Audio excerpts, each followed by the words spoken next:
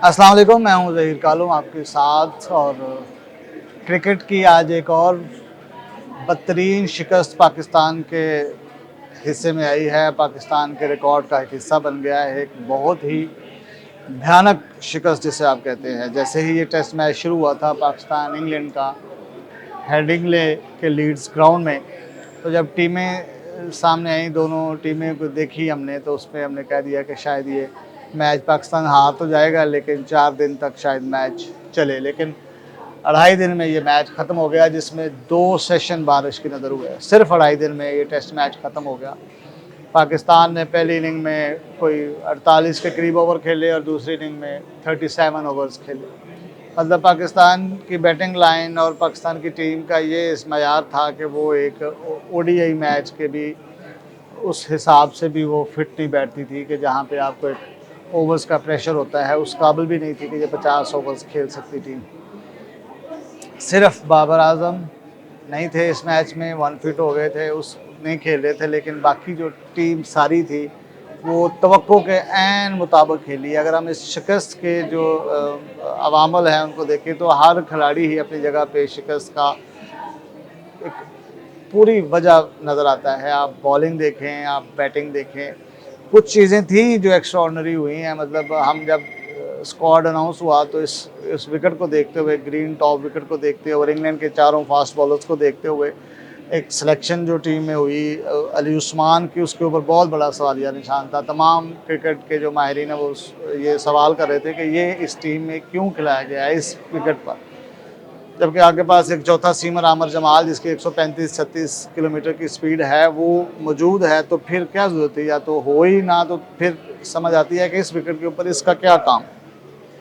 लेकिन उस वाहिद वो अली उस्मान है जिसने बॉलिंग में थोड़ी सी लाज रखी और 5 विकेटें अपने नाम की। बाकी तो कुछ कसर नहीं छोड़ी बैटिंग ने। पूरे मैच में पाकिस्तान ने दोनों इनिंग्स में सिर्फ एक 50 स्कोर की हुई। अब्दुल्ला शफीक ने 61 रन की इनिंग खेली और इमाम ने पहले 42 रन की इनिंग खेली और हाईएस्ट जो है रिजवान, उसने दूसरे इनिंग में 41 रन की इनिंग खेली। उसके अलावा इस मैच में कुछ भी नहीं था सवाए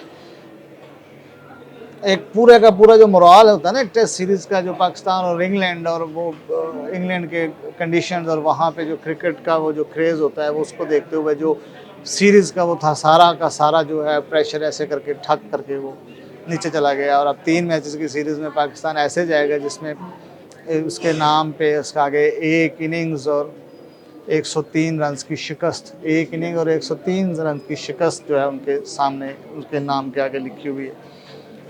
तो बहुत से मामल हैं। हैरान कुन सिलेक्शन है, हैरान कुन मयार है पाकिस्तानी टीम का कि दोनों ओपनर्स हैं जिन्होंने टीम का स्टार्ट करना है, जो अगर खेलेंगे अच्छा तो अगली टीम, अगले खिलाड़ियों के ऊपर प्रेशर कम होगा। लेकिन अगर जब आपकी दोनों इनिंग्स में ओपनर 0-0 पे आउट हो गए तो बाकी क्या कर सकता है दूसरी टीम। वो जब सामने एक 0 पे आउट हो गया, पहले इनिंग में अजान पहली ही बॉल पे आउट हो गए 0 पे, और दूसरी इनिंग में इमाम 0 पे आउट हो गए, तो पीछे जो भी आएगा वो ऐसे ही आएगा, वो उसी प्रेशर में रहेगा जिस प्रेशर में ये खेले हैं, जिस प्रेशर में ये रहे हैं।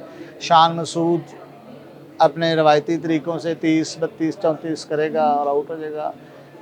साउथ शकील एक अरसे बाद टीम में वापस आए थे, टीम को मौका मिला था बाबर के अनफिट होने के बाद।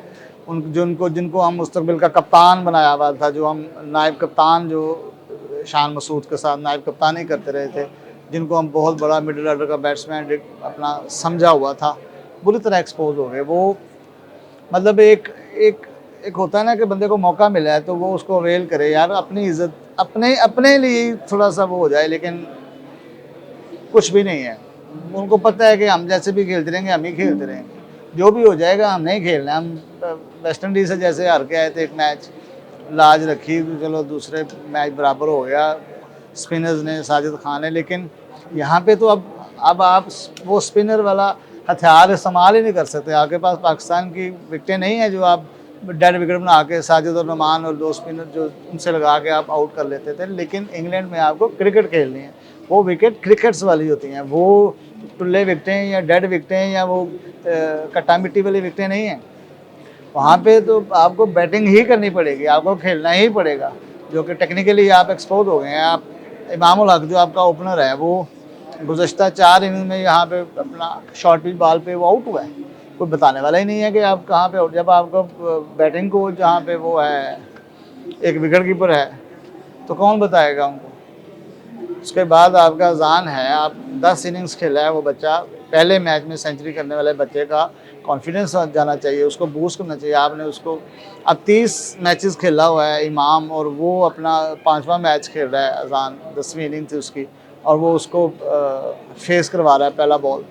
अगर आप सीनियर हैं, आप 30 टेस्ट मैच खेल चुके हैं, 2500 रन हैं आपके पास, आप फेस करें ताकि वो जूनियर है, वो यंग है, वो अभी बच्चा है, वो दूसरे एंड पे देखे। ग्राउंड में जाते ही इंग्लैंड के ग्राउंड हो, इंग्लैंड के बॉलर हो सामने, तो वैसे ही बंदा प्रेशर में होता है और ओपन कर रहा हो, तो आप पहली बार उसको फेस करवा रहे हैं। आप क्यों उसको सामने एक्सपोज कर रहे हैं, क्यों सामने ला रहे हैं आप दूसरे एंड पे उसे खड़ा नहीं दें, वो 6 बालें देखे, 5 बालें देखे, तब तक बंदा रिलैक्स हो जाता। इस तरह के माहौल में बिल्कुल छोटा बच्चा जो हो, बिल्कुल यंग हो, वो तो टांगे वैसे ही कांप रही होती हैं। तो आप इमाम उल हक साहब, आप जनाब क्या कर रहे हैं उस बच्चे को। आप कुछ थोड़ा सा वो करज भी होनी चाहिए बंदे में, जिगरा होना चाहिए। लेकिन उसके बाद 2 दिन बारिश हुई, 2 दिन पहला सेशन बारिश की नज़र है, उसके बावजूद 2.5 दिन में आपने मैच ख़त्म कर दिया। ये तो किसी सूरत भी आप समझें, अगला मैच है 27 को अगस्त को लॉर्ड्स में, ये परफॉर्मेंस है तो आपने तो क्या बाबर को कप्तान बनवा के क्या आप उसको, ये अगर टीम है और ये क्रिकेट है और ये परफॉर्मेंस होगी तो आप बाद में कहेंगे बाबर की कप्तानी में पाकिस्तान 3-0 से टेस्ट सीरीज हार गया। किसी सूरत में आप ये जो सारा कारकर्दगी है ये बाबर की कप्तानी पे नहीं ठोक सकते। साउथ शकील आउट हुआ, वो एक रिव्यू, उसे पता है वो बैट्समैन है, दूसरे एंड पे बंदा खड़ा है, बैट्समैन उसको देख रहा है, और रिव्यू लेने से पता नहीं कि 15 सेकंड के अंदर लेना है। जब रिव्यू ले रहा तो उसने कहा भाई जाएँ, टाइम ख़त्म हो गया, और वो बाद में पता चला कि वो आउट ही नहीं था। सिर्फ एक फ़ैसला करने में ताख़ीर है, फ़ैसला करने की वही थी, आपको फ़ैसला करने की सलाहियत से महरूम है तो आउट हो गया।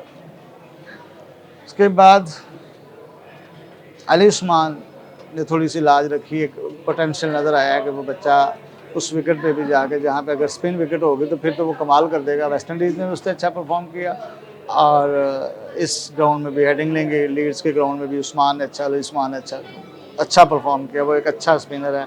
आप समझते हैं कि नमान अली क्योंकि एक ओवर एज हो गया था, एज उसकी ज़्यादा हो गई हुई थी, लेकिन एक अच्छा उसका नेमल बदल मिला है इस ग्राउंड में।